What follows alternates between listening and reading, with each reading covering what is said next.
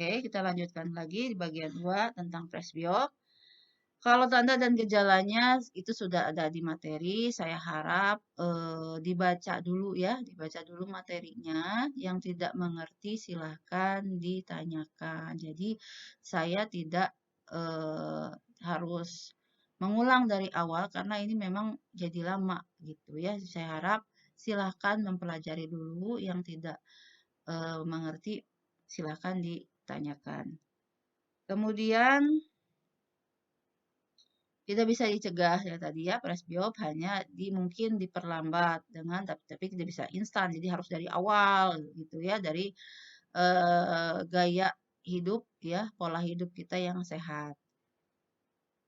Nah, presbiopia ini tidak lepas dari amplitudo akomodasi. Amplitudo akomodasi itu apa? Akomodasi sendiri itu kan kemampuan lensa mata untuk mencembung. Nah, amplitudo akomodasi itu adalah kemampuan lensa mata untuk memipih sepipih-pipihnya dan mencembung secembung-cembungnya. Nah, itu range-nya sebutnya amplitudo akomodasi.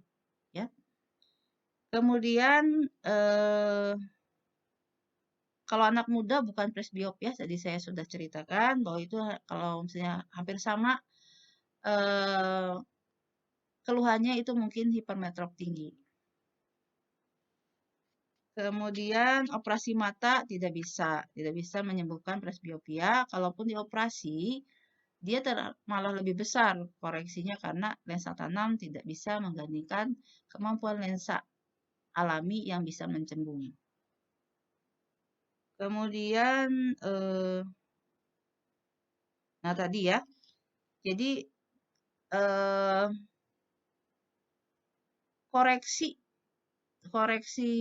untuk presbiopia itu tidak bisa dipukul rata. Kita harus tahu dulu kebutuhannya.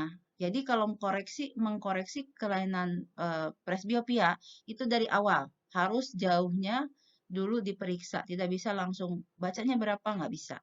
Karena itu akan terpengaruh oleh kelainan refraksi yang dimiliki jika dia mempunyai. Misalnya, kalau dia misalnya punya kelainan miop -1 gitu ya.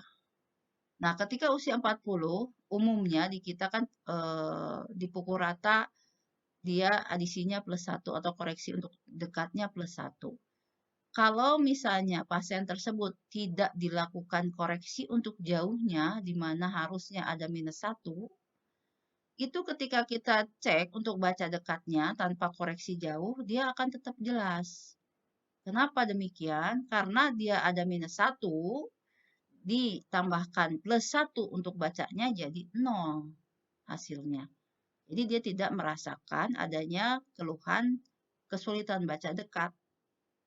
Atau misalnya jauhnya ternyata dia ada hipermetrop +1. Tidak dikoreksi karena langsung pada koreksi presbiop misalnya. Ternyata dengan usianya sama 40 tahun. Ketika dikoreksi presbiop tanpa mengkoreksi kelainan refraksinya dulu, dia dengan +1 masih buram. Dia enaknya dengan misalnya +1,5 atau 2. Kenapa bisa demikian? Karena tadi kelainan refraksi jauhnya tidak dikoreksi dulu. Jadi hati-hati ya.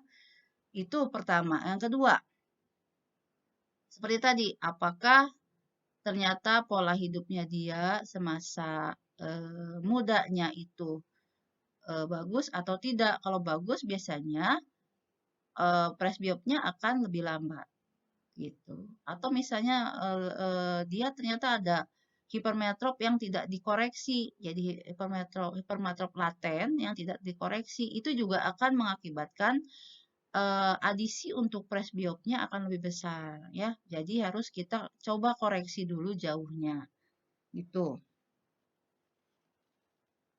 Jadi tidak bisa dipukul rata. Berdasarkan kita harus cek kemampuan atau kebutuhannya berapa ya, baru nanti bisa disesuaikan adisinya berapa.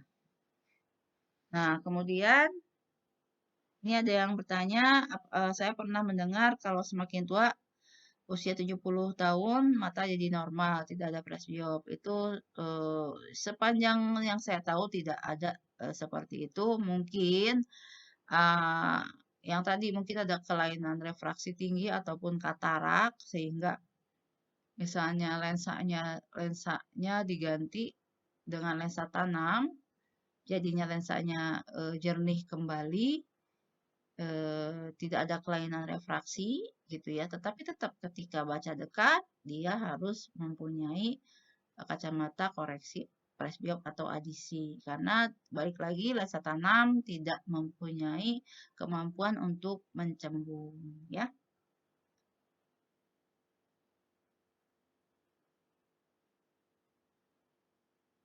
Oke.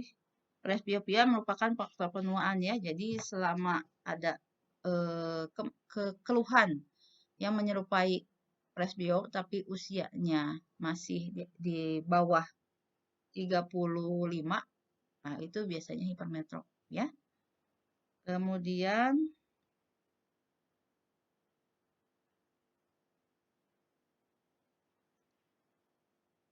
bisa terjadi pada anak-anak tidak.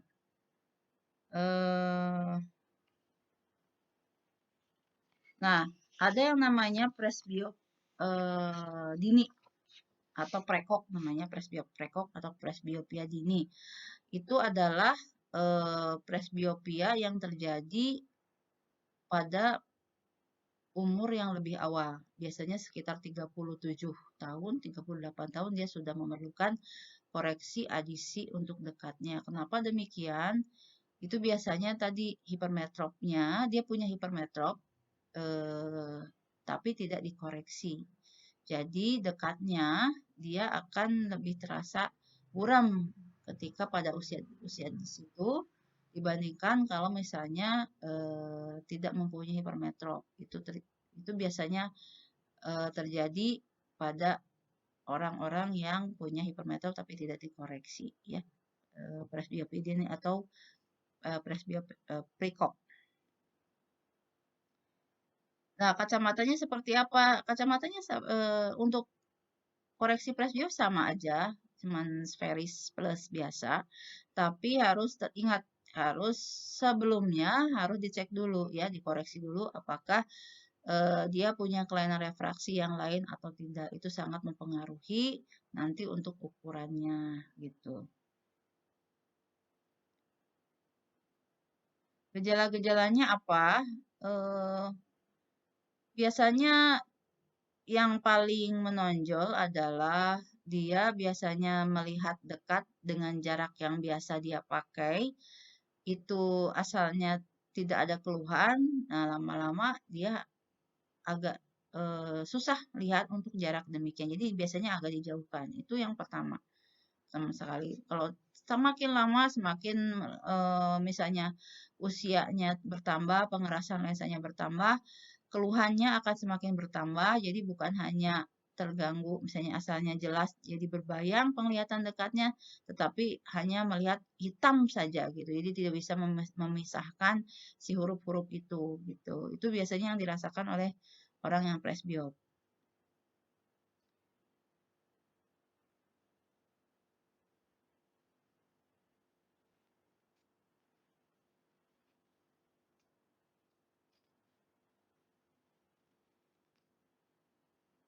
Ya, tadi ya sudah perbedaan presbiopia dengan rabun dekat. Rabun dekat itu hipermetrop. Jadi sebenarnya tak sama-sama kelainan refraksi jauh itu ya. Cuman kalau hipermetrop itu kan sangat berpengaruh terhadap ketika kita melihat dekat gitu ya, karena matanya sudah berakumulasi. Tuh. Kemudian selain kacamata ada lagi nggak untuk koreksi presbiop? Tidak ada, untuk kacamata saja ya. Terus,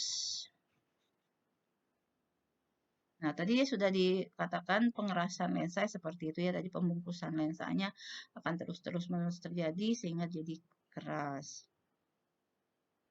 Nah, ini ada juga nih, kenapa usia 70 tahun tapi nggak presbiopia? Bisa saja karena dia ada kelainan miop gitu, miop. Kayak saya nih ya misalnya, tapi saya misalnya nggak pakai kacamata, saya minusnya 6 atau 7. Minusnya 7 dan tidak diperiksa, ketika saya usia 70 tahun nanti, kalau saya tidak memakai kacamata, itu tidak ada masalah dengan membaca dekat karena saya minus 7 jauhnya dengan plus 3 itu masih saya masih punya eh, minus 4. Jadi tetap masih jelas. Ya, jadi untuk mengetahui koreksi presbiopia itu harus dari awal, gak bisa kita langsung koreksi dekatnya saja. Nah, ini ada yang menceritakan bahwa anak dari temannya itu melihat jarak dekat sulit, sering kabur, jadi jauhnya lebih jelas lah gitu. Ternyata ketika diperiksa, dia dikasih kacamata, lensanya tebal. Nah, ini hipermetrop, namanya hipermetrop tinggi. Jadi hipermetrop tinggi itu jauhnya lebih jelas. Kenapa? Karena dia sudah berakomodasi. Kita mata yang sudah berakomodasi untuk jauhnya, ketika lihat dekat sudah full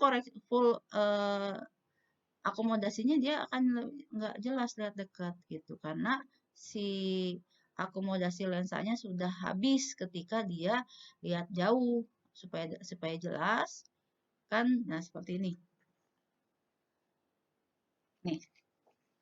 Nih, ini lensa yang biasa ya, lensa biasa nih.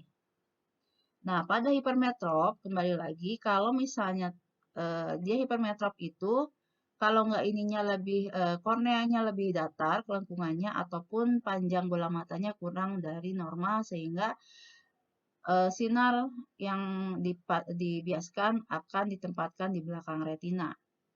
Nah, untuk supaya jelas, si lensa, ini untuk lihat jauh dulu ya, si lensa akan mencembung, kan?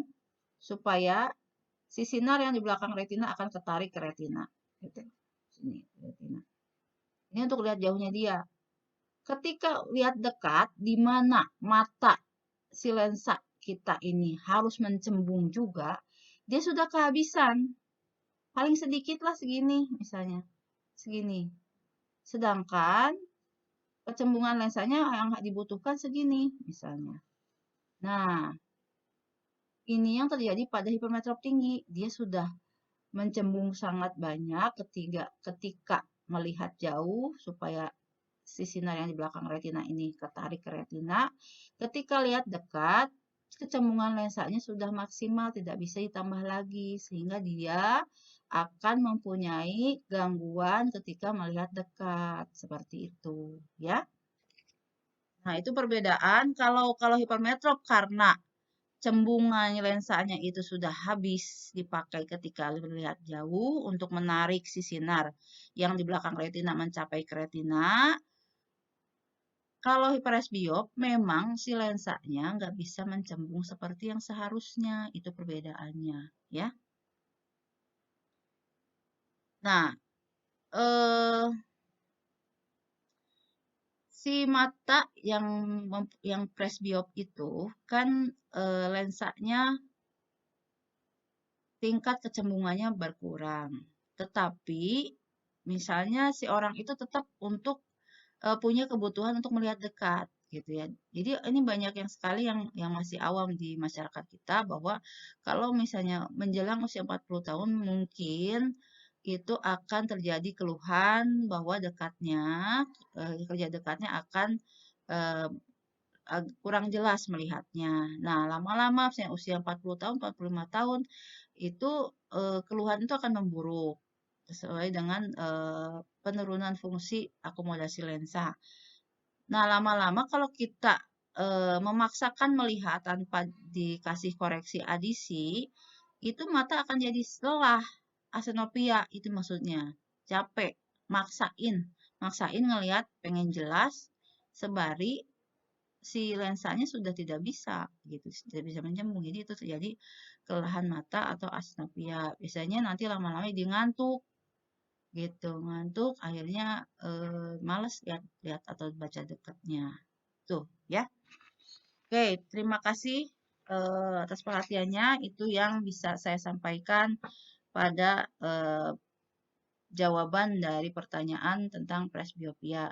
Saya harap video-video seperti ini jangan malas untuk dibuka ya, silahkan karena kita harus harus tetap ada komunikasi untuk menyampaikan pertanyaan dan jawaban atau diskusi mengenai materi-materi yang disampaikan.